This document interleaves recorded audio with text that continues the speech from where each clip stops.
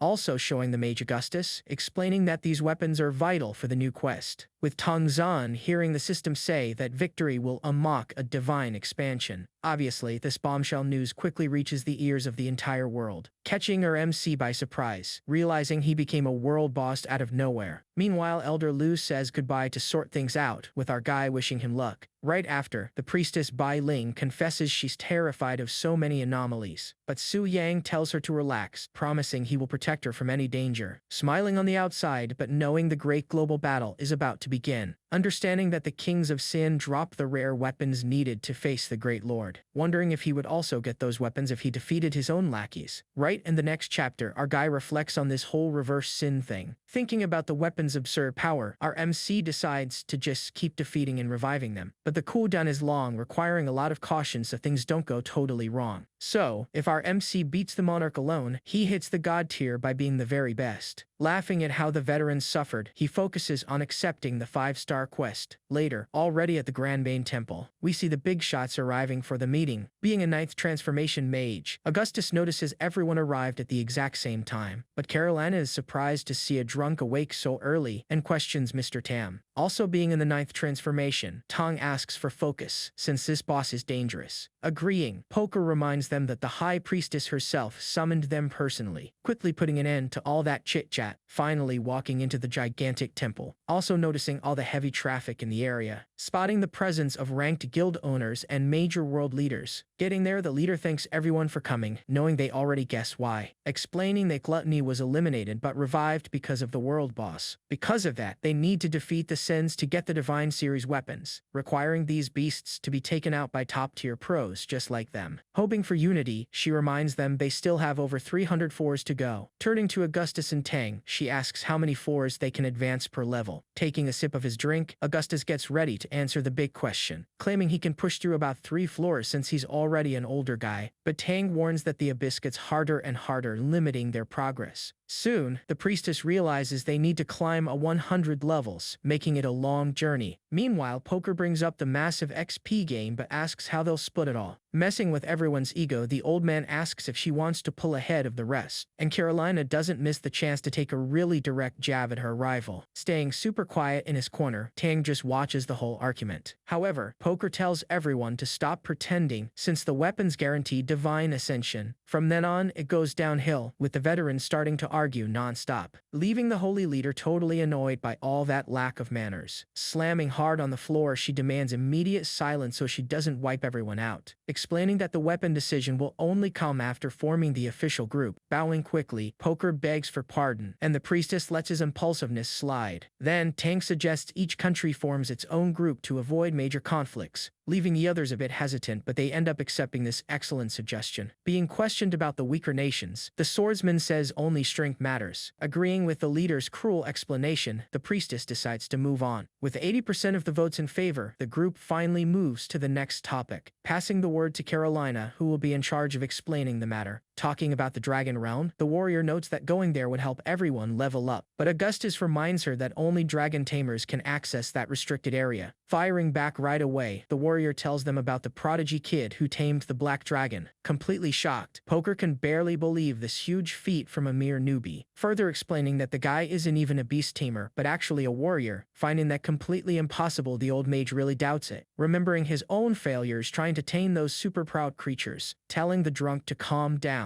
Carolina says his failure doesn't define everyone else, starting a nice exchange of jabs while Poker tries to calm everyone down. Meanwhile, the crowd starts agreeing, thinking it's totally impossible for a kid to do that. Because of that, the priestess asks how he tamed what 9th-tier guys couldn't, but Carolina tells the leader she can confirm it all by checking the official member list. Looking at the info, the priestess sees he's just a 3-transformation warrior. Left in shock, Poker can barely believe the kid managed to defeat and tame the creature. Worried, Tang wonders how long she had produced such an absurd genius. Then, Carolina says the kid was invited to lecture and teach his method, showing that maybe it's possible to tame dragons without even being the right class. Sparking a lot of curiosity after all, everyone wants a free dragon. With that, Poker warns that the secret realm won't be exclusive anymore, but Carolina doesn't even care. Hyped about the news, the warrior hears Augustus say he's going right after the young man, promising not to scare the genius, just wanting to make a trade where both sides win. Changing scenes, our MC won't stop sneezing, thinking he caught a cold. But the truth is, there are a lot of people talking about him right now. Looking at his new quest, he needs to hunt the Ice Witch in a diamond-tier dungeon. However, our guy says it's all good and it's gonna be super easy, considering that even stellar-tier quests aren't a challenge for him anymore. Heading out quickly, riding on his gigantic dragon, telling his beautiful priestess that he'll be back home soon. Arriving at the Frozen City dungeon, which is a level 91, seeing some people walking around there complaining about the intense cold, when out of nowhere a gigantic creature appears right in front of the group. Being Athos, our MC hops down apologizing but tells them their turn is over. Freaked out by the beast, a guy agrees and decides not to clash with our main guy. Feeling out the environment, even the black dragon senses the place is too freezing. Barely having time to land, level 92 monsters already charge right at them, but just a single roar from Athos solves the whole problem, making the beasts drop to their knees because of the absurd level gap. Ignoring those weak enemies, our MC prefers to go straight for the boss. With that, the dragon sets everything on fire, turning the place into a literal hell, making the witch furious, demanding to know who's trashing her beautiful palace. Sadly, she doesn't last at all, getting defeated with just one stomp from the huge dragon, burning up the rest while our MC finds it all too boring and hopes for a real challenge. Outside, someone notices the challenge going on and decides to wait to try later. Seeing it's Mu Rong, a guy warns there's no point waiting since a huge boss went in there, explaining that the one who crashed the place was the feared kid who tamed the black dragon. With that, a pink-haired girl refuses to leave, wanting to see the famous tamer, making Mu Rong tell her friend to stop daydreaming so much, deciding to stick around right there along with the 2 old geezers right behind them, not knowing those old guys are actually 2 of the top 4 warriors in the world. Just a little bit later, the portal starts flickering non-stop, showing that our MC and his dragon were already coming out of the dungeon, leaving the girl blown away by the colossal size of that imposing beast. But she had no idea that the great master right there was just our boy Su Yang, shocking the Cloud Clan leader, who can barely believe a level 80 kid pulled this off. Hopping off the dragon, our MC greets the folks saying it's been quite a while. Then, the leader explains she came for materials but now they gotta wait for the reset. Understanding the situation, our guy decides to take a good look at his inventory. Pulling out the epic ice heart, he hands it to the leader since he won't even need it, trying to refuse the gift, but our guy just tosses it into her hands, leaving no choice. Stepping closer, the girl says the handsome guy is the boss now. What he says goes. With that, our guy says there's no need to be formal. Since they fought together, they can chill. But suddenly, he hears Athos grumbling and asks what's going on, seeing the old guy up there, who tells him not to sweat it. He's just giving him some pets. But our guy gets suspicious. How can he touch the dragon so easily? Who is this old man? Getting closer, he asks who he is, while the girls catch a strong whiff of alcohol. Seriously, the old geezer stinks a bit. Pure dive bar essence right there. Pulling our guy to another spot. The old man says there's no need to worry about him. Wait, what? The guy used a teleport out of nowhere. Now our boy doesn't even know where he is. Smiling, our MC praises the skill. Since he isolated the place, they must have some serious talking to do. Then Augustus introduces himself as a guild leader, and Tom does the exact same right after. Recognizing the big shots, our guy finds it weird. Why did they come to talk to him right now? But he quickly figures out they came all the way here to talk about his dragon taming trick. With that, the drunkard confirms it all and asks him to spill it, since he's super anxious. However, Tang tells the old guy to hold his horses so he doesn't scare the kid. The elder apologizes. Tang explains they came to trade info and tells him to relax. The drunk guy is harmless. Hearing that, the old man tells them to chill. No need to paint him as the bad guy of the story. Pulling out 2 forbidden scrolls, he offers them for the info. A hell of a deal. Knowing the power of those items, our guy realizes they'd be a massive ace up his sleeve. But those 2 are the absolute best in the world. If they catch a lie, he's totally screwed. But since he's playing the game, he decides to risk it. He asks for a skill book, something more permanent. Totally confused, Augustus finds it weird. Being a warrior, why does he want magic? Breaking the rules? Soon enough, Tang says hybrid warriors exist, and our main guy confirms he's one of them. Giving into the request, the drunk hands over a second-tier spell and warns about the high cost. Grabbing the book, our guy says it's all good. He'll just stash it now and use it later on. At the end of the day, that little book made for a pretty damn fair trade. Before explaining, he warns that taming dragons isn't guaranteed, and the old man totally agrees. With that, the geezer decides to put up a barrier to block out any nosy eyes or ears, creating a dome of light with the greatest ease in the world, really showing off his high level. After a few minutes of talking, now our MC asks if the old geezer is satisfied with everything. Saying yes, he mentions he's heading straight to his sanctuary to test out the info. Meanwhile, Tang admits the layered details are impressive. The kid really knows his stuff. Then, the old guy tosses a book to our boy. Tang wants him, it's a second-tier skill. Going by the name, he realizes it's Tang's trademark move. One heck of a gift from a new ally. The old man drops a hint about the secret dragon realm. Soon enough, more people will get access to it. Eyeing those rewards, he plans to visit that place later on. But for now, he just lets it be. Giving a heads up before leaving, Tang says the Abyss XP doubled and suggests training there. Finding it weird, our guy wonders why he should go exactly there. There must be a catch. Tang praises his sharp eye and mentions the Blood Moon invasions, something our MC already knows about. Explaining how serious it is, he says the moon targets the talented, and if you get caught, you ain't coming back. Since the Abyss monsters are pretty similar to the moon ones, training there is the best way to prepare. Hearing all that, our guy finally grasps the whole situation. Heading out, the old guy warns the summoning is about to start and says his goodbyes until next time. Left alone, he thinks about those old geezers' power. He realizes he needs to get a whole lot stronger. Checking his temple quest, he focuses entirely on leveling up without stopping. But at least by completing his 4th transformation, he scored a brand new legendary skill. Being a super handy technique, it works just like castling in chess, a perfect swap. Now he can create a shadow with 50% of his power and instantly trade places with it. Noticing the vibe, the priestess asks why he looks sad right after leveling up and getting stronger. Smiling, our guy says it's nothing. He was just lost in thought for a bit. Shortly after, there he is hooking back up with the dragon boss again. This time around calling up another subordinate. Summoning Samael, the Furious. Popping up and calling our MC Supreme Lord, he patiently awaits his orders. With that, our guy decides to just end him. But why wipe out his own ally? Instantly, the big wolf asks what he did wrong and where exactly he screwed up. Checking out his stats, he notices the beast is a demigod, a true king. Plus, he has an offering skill that absorbs life, boosting our MC's HP. But to keep up that boss persona, he asks how he dares question his orders. Quickly, the beast drops to its knees, accepting its doom without a second thought, thinking to himself if this could really be the true nature of wrath. Not feeling any resistance but still noticing pure rage radiating from the wolf. Reaching out his hand, he orders the beast back to the darkness to hand over its power. Understanding it all, Samael gladly accepts his end until he's called upon again. Materializing a giant sword right in his hand, our guy agrees. Knowing it's time to act, the blade slices right through the beast's body in a flash, and the eye that was fast asleep before snaps wide awake right then and there, screaming out. The lackey says he finally gets the monarch's intense power. With that, our MC lets him know this isn't the end. Just gotta wait in the shadows. And Samael promises to carry out his king's will. Right after that, the scene cuts back to the 100th floor of the abyss. Sensing it all from far away, Gluttony doesn't really get what just went down. How did they wipe out Samael if no one even passed by? Could it have been the monarch? Raking in 13 billion XP, our guy hits the level cap right at 100, knowing that XP is truly boss-worthy. Losing 5 billion of it really stings, but having 7 billion saved up is gonna help out big time for his next class. Putting the XP aside, now it's time to focus on those highly coveted items, scoring the lackey's flesh, which grants an absurd 10 million health points. And by consuming the beast's heart, he gains another 10,000 strength points, not to mention Samael's horn, which works perfectly as a crafting material, plus the divine spring, which grants full immunity to the erosion from dark powers. Being totally shocked by those 10 million health points, leveling up like an absolute madman. Not to mention the 10,000 strength. Combined with the buffs, the damage is going to be colossal. Beating powerful enemies is going to be a breeze now, winning without breaking a sweat, and keeping in mind that one of Alaki's items can be used for forging later. As for the immunity item, it prevents demonic infection just like the one from the Abyss. Following that logic, could the moon portal also be hiding a king? But he quickly realizes he's overthinking it. It's better to focus on the present. For now, focusing on the loot, since he has some gear to check out. Finding right then and there Samael's highly coveted demigod armor, bringing surreal stats and overpowered effects, a truly powerful defense. But looking at the system, he only finds the armor, no sin weapon at all. Looks like our boy's luck wasn't shining too bright at that moment. Asking to log out, the system warns there are still unseen weapons. Telling the voice to chill, he decides to take another look at his inventory. And right at that moment, he finds exactly what he was hoping for. Getting the dream of her sin weapon, the punishment of wrath. Looking at the brutal stats, he gets that it's essential against the sin. Even with Tang Zan being the strongest, he'd have a hard time against the original. Having the 7 weapons of reverse sin, the Cain's strength drops by 70%. With that, the throne next to him glows, and our familiar Lucifer appears again. Already arriving on her knees, she apologizes for waking the sovereign from his slumber. But before reporting everything, our guy needs to dish out a punishment on her. Not getting it, he finds the situation weird. Did something happen while he was gone? Seeing her ready to take a beating, our MC thinks this king's habits are pretty weird. Even not knowing a thing, he still needs to act like the true sovereign, delivering the first strike right onto the lackey's back. Surprisingly, she begs for more and complains that he's hitting way too softly. Granting the crazy request, our guy strikes for a second time, warning her that was 2 strikes, one for her insolence and the other for her arrogance, and reminding her that the one who decides punishment time is only him, not her. With that, the girl begs for forgiveness again, and he tells her to spill the news, reporting that humans spied on the Abyss and blaming the priestess for it, knowing that even Tang Zan would have a hard time seeing that deep. Being able to see the Abyss, Priestess Euphemia must already be at the god tier. Getting the message, she orders Lucifer back to her post to stand guard. Leaving, she notices Samael's demise and quickly deduces it was the king's own doing. Showing extreme loyalty, she would also accept her end if the king ordered it. Reflecting on it later, our MC realizes why the church hides someone so powerful. Changing the scenery, the story focuses on another place. Over in the Eagle Federation, the drunkard finds it weird that his plan failed. Having tested 3 dungeons with no luck, the old man fears wasting all his chances. Out of nowhere, a world announcement reveals the first reverse sin weapon was claimed, even sobering up from so much anger since someone was breaking the rules. Being surreal to defeat a sin in just one day, he immediately suspects Tang Shan. Cutting over to the Sakura Nation, the view goes straight to the Grand Palace in Kyoto. Inside the central palace, a highly imposing man steps onto the scene. Being more Tokugawa, he wants to know if a noble's daughter will tame a dragon. Answering that her chances of taming a red dragon are at 70%. Satisfied, Tokugawa focuses on challenging one of the sins in the Abyss before anyone else. But he barely finished his sentence, and the same world announcement pops up for them, ruining the whole plan of being the first right on the spot. Talk about bad luck. Getting furious, the Lord wonders who broke the rules so damn fast. Standing up at once, he calls everyone to the Holy City to demand some answers. Arriving straight at the Grand Holy City, seeing the chaos outside, Euphemia orders the gates open to let the leaders in. Fearing this betrayal might destroy the church's peace and spark a new world war. Already at the round table, Tokugawa complains that someone broke the 3-day deadline. demanding the meeting identifies the sneaky thief so they can return the artifact. Aiming at the three strongest, the priestess claims the rules have been violated. But, being merciful, the goddess offers a chance for redemption if they return the item, swearing before everyone she won't punish the culprit despite the massive dirty trick. Reaching her hand out to the hall, but none of the three big shots step forward. With no answers, she decides to fulfill her sacred duty to expose the truth, showing that no one there is going to be able to escape her judgment. Saying a prayer to reveal the liar. Whoever lies to the light will get caught. With that, Carolina looks at the others and notices no one is lying. Where's the culprit? However, Tang points out that one person still needs to take this exact same test, pointing straight at Priestess Euphemia herself. Agreeing, she says it was a mistake to stay out of the spell and starts glowing brightly. Mocking them, she asks if they are satisfied. With that, everyone begs her to stop the light. Sucking up, Augustus begs forgiveness for everyone and says they always trusted her blindly. Since the spell worked perfectly, no one there lied. So who eliminated the King of Sin? With that, Carolina reminds them that not all strong or demigod warriors are there. Explaining her magic, Euphemia says the spell would even reveal someone who just knew about it. Noticing this, the big three realize that not even the priestess knows who this person is. Finding it all weird, she suggests moving forward. The next king is on floor 200. So, she asks if Lord Tokugawa and the Sakura Nation will continue with the challenge. Answering, yes. He laments that his forces can't pass the 100th floor of the abyss. Soon after, she hands the mission to the Eagle Federation and offers a fair compensation. Agreeing on the spot, Augustus promises he'll follow all of the leader's instructions. And, without causing any trouble, Tokugawa states his nation has no objections. Wrapping up the meeting, she announces the holy troops will now guard the abyss entrance. Changing scenes, the story goes right back to our MC's humble residence. Getting all rushed, our guy is super anxious to change his current class. But right at that moment, he gets the big world announcement. That's taking things too far. Lucky his name didn't pop up, otherwise everyone would come running to hunt him down. Knowing the big shots are on high alert, he decides not to use the reverse sin weapon. Arriving at the transformation temple, Bai warns that our MC is leveling up way too fast. Noticing the slip up, he sees he drew too much attention and decides to postpone the 5th transformation. Heading back home, he thinks about what he can do to solve this huge dilemma. Seeing a maid washing clothes by hand, he thanks the girl for all her hard work, but then questions why she's hand washing them, since the house has an automatic washing machine. Explaining shyly, she says she prefers hand washing to get all the stains out. Getting a genius idea, our guy decides he needs to launder his earned experience. Thinking fast, he considers going to the secret dragon realm, or the demonic abyss. Focusing on the dragon realm, he knows it's safe there and no one will suspect a thing. Having an extra bonus, he can stop the other 2 tamers from getting dragons, turning into a true hunter. Our MC can wipe out all the dragons ahead of time. Calling Bai, he asks for the data on the remaining dragon dungeons in Longxia. Answering quickly, she mentions the silver dragon dungeon and the red dragon one. Asking to book the silver dragon, he notices that the 50 people in line are from the pavilion. Knowing his rival wouldn't quit, he regrets she's crossing his path once again. Confirming he's a VIP at the temple, the kid gets priority, but it might tick off the rival guild. Ignoring the threats, he tells them to confirm it. After all, he is an honorary member now, still counting on his 10 million health and almost 30,000 strength as his trump cards. Feeling totally confident, he says he can even go toe-to-toe with a level 7 now. Starting off, our MC wonders how he's going to eat those things without just swallowing them whole, thinking about frying, cooking, or even making some crazy dessert out of it. But since he can't cook, asking for help could leak some highly valuable information. So, without overthinking it, he decides to just eat the raw meat and drink the blood. Pretty much doing just that, our guy downs it all in one single gulp. Just then, a really weird light starts glowing inside the mansion, spooking the maid who thinks her master is under attack. Running frantically to check out the situation up close. Arriving at the room, she quickly asks if there's any problem. Flexing a godlike physique, our MC asks what she's talking about, making the girl totally embarrassed right then and there. Closing the door, she plays it cool, while he just worries about not getting caught. Looking at his stats, with millions of health and almost 30,000 strength, he is bulletproof. Confident he would beat the Black Flame Wings easily right now. Feeling the adrenaline from this power boost, begging for a brand new hunt. Putting that aside, he decides to check how Lilith is settling into the mansion.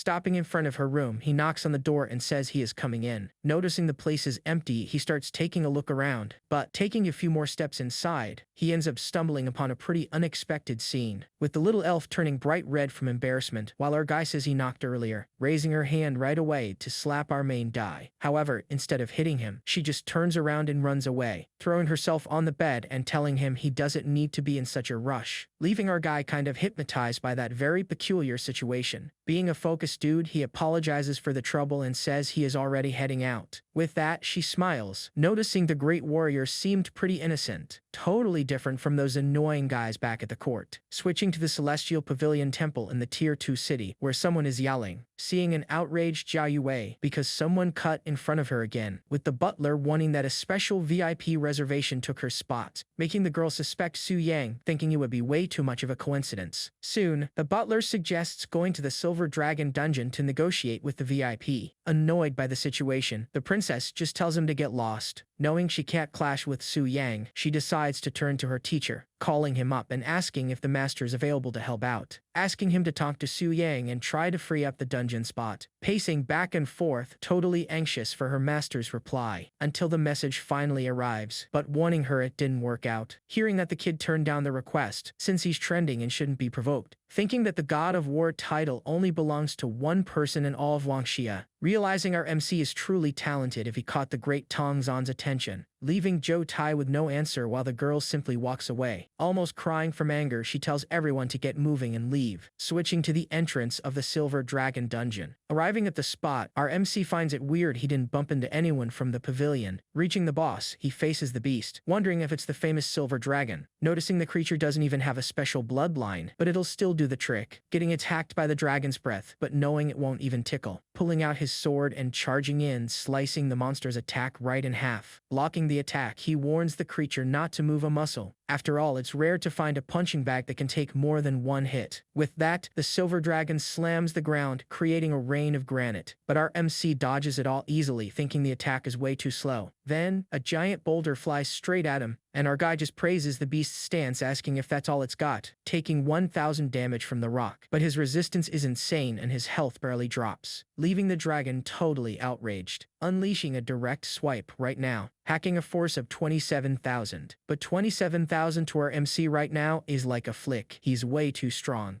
jumping straight toward the beast. Throwing a punch, he announces it's his turn now, making the dragon crash straight into the ground. But our guy doesn't stop and attacks with his greatsword, slicing the beast in half with a single strike, quickly triggering the Devouring Sword's effect, which deals 10% of its stats, adding thousands of extra points in strength, speed, and especially spirit. A lightning mart also appears on the weapon. Could it be a stacking effect from slaying dragons? Then, he quickly summons Athos. Gaining 70 million experience, our MC finds that pretty insignificant now, and even Athos's stats went up by 10%. It would be awesome to steal stats too, since the sword and the dragon can do it. But our Abyss King's traits can do that for him if someone invades the dungeon, bringing those powers to the real world. Our guy would beat even the greatest kings out there. But hold on a second, it's way more complicated than that. Pulling the Abyss Kings out is tough. Better focus on hunting the next dragon. Just then, the World Channel pops up with a notification, saying that Mikiko subjugated the Red Dragon, being cheered on by her group, giving the Sakura Nation its very first dragon. And the old master is impressed, since only our MC had this achievement before, telling young Mikiko that it's time to head back safely to Sakura, while the subordinate regrets not meeting the guy who tamed the Black Dragon. But since he's in the association, the odds of them meeting one day are pretty high. Far away from there, Jia Yu watches the Red Dragon, crying devastated, seeing that our MC and Makako pulled off this feat before her, with the girl dominating the trending topics in the Global Tamer Association, leaving the little princess pretty sad, feeling like she lost her worth. Meanwhile, our MC thinks the situation got complicated, needing to focus on the next dungeon. With the priestess's attack almost starting, poor Beelzebub won't stand a chance. So, to avoid losing the experience, our guy decides to take down his own ally. Speaking of him, the Sin of Gluttony remains bored, waiting for some challenger, hoping it's not that lunatic priestess all over again. With that, Su Yang summons him to the depths, leaving the monster anxious about his doom. But if his life belongs to the Lord, it's better to be taken out by him than by humans. popping up in front of the master declaring he answered his call, and our MC quickly asks Gluttony to offer up his life, wondering if he has any objections. Bowing down, the demon agrees to hand over his strength without a second thought, totally loyal to his creator, making the Supreme King praise all that loyalty. So, let's get this party started. After beating the sin, the system announces a gain of 22 billion XP, and he also gets meat, hooves, a demonic core, and the horns of Gluttony. Thinking the monster wouldn't drop much since it wasn't evolved, our boy is totally surprised, even scoring a special bonus item on top. Opening the package, a lightning bolt almost strikes him right in the head, being the punishment of Gluttony artifact, packed with insane details. But our boy notices it's just like the Wrath one, able to devour 2% of the enemy's power, except it requires a demigod level, and leveling up that fast would draw the temple's attention. Cutting over to the holy city now. There, the priestess mentions that the nations are following the rotation, and everything is peaceful, with each nation keeping a close eye on the abyss entrances, but only teams of adventurers are allowed inside, all to avoid a repeat of the massive problems from the past. With that, Euphemia starts praying to the giant statue, also noticing that the Red Moon's corruption has already hit 14%, since no one has completed a 5-star advancement after the 8th transformation. If the rate hits 50% without any new gods, the world will fall into total despair, and whoever manages to reverse that would easily go down as a hero. Right then, a world announcement drops saying the second sin weapon was claimed. Over the radio, the saint tells everyone to stay on high alert, reporting 0 anomalies. Not getting how someone slipped past the elite guards, she suspects the abyss, even thinking about that mysterious figure from last time. Meanwhile, back at the temple, some folks are doubting her, but Euphemia reminds them the temple never acts in secret and she never even left the city. Agreeing with that, she suggests forming an elite squad to raid the abyss. Back to our boy, he knows the invaders will come in hot because of the announcement. Out of the 700 floors, rivals could skip the beaten ones and jump straight to floor 500. Holding Lucifer's shrunken down form, he pictures the absolute chaos if he put Pride on floor 100, blocking everyone. With that, we see the mighty Augustus, staring down the abyss and saying he's finally back. Looking back, he asks if everyone is ready to go, getting the green light from the other top 3, with Carolina asking who's gonna lead the squad down to the boss on floor 300. Then a rookie Templar named Mike steps up to lead the mission. With everyone on board, Tong John gives the order to move out, and the group quickly steps right through the portal. Shortly after, they arrive at the 100th floor, the domain of Gluttony, where Poker says the place is empty and everyone can just push forward together. But that's exactly where the guy is dead wrong, with Lucifer already waiting for them, with her arms crossed. Stopping in their tracks, they find it weird since the king of Gluttony was already defeated. The girl threatens the invaders, flexing a completely mysterious power and level. Thinking she was a brand new boss, Mike decides to strike first, except the guy didn't even stand a chance, being way too reckless with his move, and taking a devastating blow straight to the face. Carolina is shocked to see the Templar drop so easily, and her scanning spells totally fail. Trying again with a forbidden spell, trying to reveal the enemy's true level. Checking Lucifer's stats, sitting at level 400 with absolutely absurd power levels. Seeing that, our MC notes she's almost at his level, even while still weakened. Analyzing her talents, the Pride passive makes her totally immune to anyone she considers inferior. Totally shocked, our boy thinks that's way too broken, since literally everyone is inferior to her. And with her offering, she can even mind control anyone she defeats, including the big shots. Making up her mind, she announces that the 100th floor of the abyss belongs to her now. But suddenly, Carolina starts attacking with all of her summons at once, asking for Poker's backup and full cover fire right on the spot. With that, Tong John yells for no one to hold back and hit her with everything they've got. Agreeing instantly, Augustus says they need to wrap this up as fast as possible, charging in together for a combined and absolutely devastating attack, causing a massive impact and a gigantic explosion right in the area, leaving the knights in the back wondering if that strike actually worked. However, right after that, Poker and Carolina get sent flying out of the smoke, showing that the attack did 0 damage without even scratching her health bar. Absolutely outraged, Poker questions what kind of absurd mechanic that was. Warning about another attack, Augustus yells for everyone to fall back right away. But unfortunately, it was already way too late to try and run, charging in with everything, flashing that straight-up psycho smile on her face, causing another gigantic explosion with a single massive strike, wiping almost everyone off the map in the blink of an eye, showing 0 mercy, leaving only the big 3 standing, since Poker ended up biting the dust. Figuring out the situation on the spot, Tong John realizes realizes the trick, with only the ones who had already defeated a deadly sin before surviving the hit. However, Augustus points out that the power gap between them was still absolutely absurd. Keeping up her brutal assault, she promises she won't fail her mission. Right after that, 3 more teleport flashes pop up on the outside, confirming that the last 3 great warriors got wiped out as well, leaving all the defeated folks out there completely clueless as to what just hit them. Feeling the heavy vibe, Tongzhan accepts the crushing defeat of their entire squad, straight up admitting it was totally impossible to tank that creature's insane power. Flashing a weak smile, Carolina regrets losing their shot at becoming literal gods. Agreeing with her, Tangzhan watches his dream of the 10th transformation slip away, being the first enemy the old guy actually considers straight up unbeatable, making it the darkest and most tense moment for the entire world. Watching it all unfold from afar, our MC actually disagrees with one tiny detail, knowing the steps to divine ascension are definitely coming, but they'll belong only to him. Thinking about the mark, he realizes he can even read the thoughts of the defeated, finding it pretty weird to feel a highly positive emotion right in the middle of so much sadness. Spotting a Shiva Nation cleric, level 320, just grinning ear to ear, remembering that this nation has a caste system where the elites hog all the resources. Getting pretty curious, our boy decides to snoop right into that crazy guy's mind, finding out the guy wants to use this global defeat to make Shiva the new world superpower. But when he hears about the ancestral devourer, our MC quickly remembers his own sword, opening his inventory right away to check the stats on his dragonbone weapon, confirming that his dragon Athos was a direct descendant of that absurd legend. Riding deeper into the memories, he sees they found all this in a super ancient ruin, finally understanding that this ancient creature struck fear even into gods and dragons, discovering that anyone in the catacombs can inherit the power of this devourer, with Shiva's grand plan being to snatch the stolen legacy while the world is distracted. Thinking everything changes now, with Shiva outscaling their rivals in this dragon dungeon. Starting with the geniuses, easy to take out in this dimension where whoever falls never comes back. Laughing non-stop. This guy has no idea there's someone else laughing right back at him now. Being our MC, who is super grateful for all this free information. Too bad for the rival, not even imagining his mind is being read right now. Changing the subject. Where is Lucifer, and what is that crazy chick up to? Questioning why she's holding that pose for so long since she doesn't even feel tired. And actually, she only stays like that because she thinks her lord loves seeing it. Leaving our guy kinda embarrassed by the scene, telling her to go back to normal. Breaking the pose right away, she agrees, and quickly fixes herself up. Stepping closer, the angel asks if her actions managed to satisfy him, praising her great job wiping out the enemies, promising her a solid reward. Turning it down at first, saying she is way too happy just to please her master. Summoning his power, he tells her it's a gift from the sovereign and cannot be refused. Activating then the injection of dark essence straight into her, making the crazy girl say, with a weird look on her face, that it feels refreshing, begging for more but quickly getting dismissed by our MC until the next mission. Thinking about how exhausting it is, faking it in front of a god-tier boss and dealing with this crazy girl. Interrupting his thoughts, something suddenly pops up right in front of him, noticing that this little face is already pretty well known around here, being none other than Euphemia, the badass high priestess herself. Rewinding time a bit, back to when she realized the fall of her entire army. Seeing this crazy situation, Euphemia didn't want to just stand there watching, praying to the holy statue in search of a divine blessing, asking for the observing eye, which ended up getting a really nice upgrade, turning into the Eye of Truth, capable of seeing absolutely anything in the whole world. Heading straight to meet our boy right after that, facing this terrifying power and asking if he's the Lord of the Abyss, making our MC wonder about the visit while the saint finds it weird that he knows her. Standing up, he confirms he knows about her plan and the defeat of her invading force, thinking about how he should welcome this famous high priestess over there, feeling the kid's pressure right away, surprised to see him totally awake now, with a much darker feeling, noticing he's standing way above the gods. Using her power, she quickly realizes she needs to retreat and come up with a new plan, but he quickly asks if she thinks she can just pop in and out that easily, activating his dark energy to form a giant hand, grabbing the high priestess with everything he's got, making Su Yang think about what kind of loot a figure like that could drop. But clearly it wouldn't be that easy to capture the holy leader, noticing that, just as expected, capturing Euphemia was a total failure, but keeping an eye on that tiny little rift left behind to the real world, Following the rift, we see the priestess actually ended up getting teleported, panting hard, realizing just how dangerous that escape really was. Saved by the temple's power, quickly being helped out by her subordinate Raya, answering that she's just tired, while the girl gives her a heads up about the troops. Heading to her room to rest, without realizing our MC already slips through the rift. Surprised to keep the portal open, Su Yang takes a look at the famous Holy City, analyzing Euphemia, noticing she never leaves the city purely out of having no choice. It being already impressive that his power crossed into the world without getting caught. Thinking now if he can use his dark power to hide his level from the statue. Well, it's worth a shot, right? But a few minutes later, realizing it just doesn't work. Hitting some heavy resistance, but luckily, not triggering the alarm. So, without controlling the statue, how about trying to score a servant, right? Trying to mind control the girl. With that, she feels the mental invasion, suffering from erosion and black poison. And just like that, Raya turns into a succubus, jumping from level 90 to 130, being blown away by the change. Could his power really turn people into demons? Judging by the statue's glow, it really seems like it. Noticing the statue reacting, and out of nowhere, shooting a beam. But actually, it wasn't just her. Other distant temples are reacting too. Actually, every single temple in the world. Popping up a global announcement, the demonic faction has officially been unlocked. Now, those affected by the abyssal power don't lose their minds, but turn into demons, also unlocking cross-faction combat without any system penalties whatsoever, plus unlocking new areas and statues, giving the demons a domination quest, having to protect the sovereign until he heals. The ending depends on who wins. If the humans win, they'll build the famous stairway to heaven, but if the demons win, the abyss merges with reality into pure darkness, opening up the alliance option, forcing absolutely everyone to pick a side. So, what's it gonna be? Back at the temples, the crowd gets the news, thinking it's crazy to turn into a demon, but the leader warns that many would do anything for power. However, the allies trust in human weapons, totally confident they will win. Higher up, the folks are analyzing the situation. Discussing the chaos, Zhou Tai warns they can only try to calm down the holy city, questioning if the strongest warriors are really going to turn down that offer. Zhou Tai fears they might accept it, since that would be the absolute worst-case scenario. Heading back to the holy city, our MC is totally blown away, unable to believe the direction this adventure took, knowing the global quest is almost impossible for humanity to beat. Because of that, many will give in to temptation and turn into demons for an easy level up. Feeling through the soul seal that top warriors are already considering that trade. Plus, our boy can advance his class without leaving any tracks and super fast. But if he defeats his own sovereign, will he lose his abyssal authority? Hearing his doubt, the system explains that the title passes to whoever defeats him, meaning if you beat the boss, you take his place. And after that, the system would create a brand new, even stronger enemy. Grasping the gravity of it, wondering what kind of insane threat would spawn next. Cutting his train of thought, the priestess orders the intruder to be arrested, realizing he got caught running away like crazy. However, she warns him he won't get away with this, unleashing pure magic and destroying everything in her path. But our boy escapes just in time, vanishing from the guard's sight. Euphemia orders everyone back to their posts since he disappeared. Noticing the invading power felt a lot like the Abyssal Sovereign's own power, but our boy stays just laughing away, totally thrilled with his new succubus. Finding it all a bit weird, our guy tries to figure out what this different place is. Looking around, he realizes he's in a gigantic demonic city. Seeing his subjects, he notes they actually liked turning into demons to get stronger, ordering the first demonic priestess to step up and control this rowdy crowd. With that, our guy realizes it's going to be pretty tough to control so many strong abyss invaders, knowing the demonic temple needs a high priestess with absolute insane power. Thinking about that, our MC walks straight to the grand throne room, summoning the sin of envy right away to present herself before his call. Appearing quickly, the girl says she's ready to serve her sovereign, this being the famous Queen of Envy, better known as Livia, appointing the little fox as the very first high priestess to manage the whole temple. Opening the minimap later, he sees the base construction is flowing super fast. Zooming in, you can see the little fox making all the Grun's Hall bricks, with Raya sucking up to her and saying things moved fast since she arrived, leaving Livia all happy with the mission, while Lucifer stands guard in the abyss. Just then, a system warning pops up about the red moon for the new high priestess. Getting totally confused, not understanding what the hell that blue screen in front of her was. asking a subordinate if he saw it, but the poor trembling guy says no. But the servant warns that this red moon usually shows up in 5-star quests. Thinking it comes from the statue, the girl decides to ask the Lord to understand it better. Trying to reach out for telepathy, she realizes the sneaky guy must have fallen asleep again, finding it all pretty confusing since every now and then the master just doesn't wake up. Changing the scene, let's now take a look at what's going down in the Holy City, where the big shots are holding yet another meeting with tension in the air, with the priestess thanking them for coming, but Augustus already asks to cut straight to the chase. Getting straight to the point, she begs that no one there joins the demon's side. With that, one of the warriors admits he almost gave in, since the quest seems impossible. Agreeing, Poker says that last beatdown really left everyone pretty shaken up. Trying to cheer them up, Carolina reminds them they still have the option to form an alliance, explaining that completing the alliance quest could open the gates in a really advantageous way. However, Tongzhan says that to get past Lucifer, they'll just have to ask the elven warriors for help, claiming that if they can defeat the strongest sin, they'll be able to take down the rest. And by gathering the reverse sin weapons, the owner of the other two will have to make a deal. Agreeing with the plan, Poker tells them to call the elves as fast as possible, asking them to chill. Euphemia lets them know she already contacted the Elven Kingdom beforehand, summoning a level 160 Elven Court Mage from the 6th transformation. Arriving with pure arrogance, he introduces himself as a son of the prestigious Lawrence family, making the knights whisper about how he thinks way too highly of himself for his level. Ignoring that, the saint thanks him for coming and asks what the queen's decision was, and the bastard just flirts, praising our priestess's beauty with a mocking tone, leaving the saint pretty uncomfortable with the snobby elf's totally pathetic attitude, making Augustus die of jealousy on the spot and almost jump at the preppy guy's throat. Soon the elf reveals that the queen agrees to help with the mission, but under a few conditions, demanding crystals, a monopoly over the dragon dungeon, and a search for Princess Lilith. Hearing those demands, Carolina realizes right away the huge problem with that deal, with Tongzhan also turning his nose up and not liking that idea one bit. However, unfortunately, our Euphemia doesn't have a lot of choices right now, leaving the crowd so outraged that some even consider turning into demons to hunt elves, especially the guy from Shiva, who fears losing the Devourer's legacy in the catacombs. Slamming her staff hard on the ground, the saint tells everyone to calm down and stop the circus. With the envoy criticizing human morals, the priestess asks to review the demand, answering that Longxia, Sakura, Eagle, and Shiva have tamers and can already enter. Seeing that, the elf agrees, but demands that the black dragon tamer be handed over, slamming the table hard right then. Tongzhan gets outraged by the request, standing up and asking the reason for this demand just to harm Longxia. Denying it, the elf says the reason doesn't matter, leaving them to only accept it or not. Soon, the Eagle leader suggests sacrificing the kid to win the elves over as allies, and Attar agrees, saying Longxia should make this small sacrifice for the world, warning that refusing it would make the nation betray humanity and help the demons. Finding it all a malicious exaggeration, Carolina and Augustus notice Tang walking up to the leaders, coming face to face with the Eagle Nation boss without hiding the fury in his eyes, and, as expected, landing a solid punch right in the guy's face, sending the fool flying away with just a single hit. Quickly going after Atare after that, landing another solid blow and sinking the guy straight into the dirt, warning that Longxia will never let this bunch of trash lead the nation, telling Euphemia that Longxia takes full responsibility and agrees to sit this one out. But, having other problems to deal with right now, he simply turns his back and leaves. Complaining about the pain on the ground, the Eagle leader grumbles about the punch's power. Swearing revenge out loud, Ada refuses to take that humiliation quietly. Watching it all from afar, our MC realizes those three nations targeted him, finding that great since now all three of them can get a beating together, thinking that whoever disrespects the king deserves punishment, and that Tang's punch was weak, unleashing an absurd aura by accident, leaving his maid pretty worried. Hiding his aura right away, our boy says everything's fine and tells her to keep going, thinking he can't slip up out there, needing to be more careful so they don't notice, finding the elves' motive weird since they don't know about Lilith or the dead elf. Heading straight to Lilith's room later on to clear this whole story up, hearing from the elf that avenging the dead prince would be impossible since his death actually helped, explaining that elves only care about power, being full of tricks behind the scenes, coming to the conclusion that their real target is the feared ancestral devourer, noticing that the elves want the dungeon's legacy all to themselves, avoiding any risks, showing their confidence in the plan, but our MC isn't gonna let this slide, letting her know they're demanding her return, making the girl shake her head no.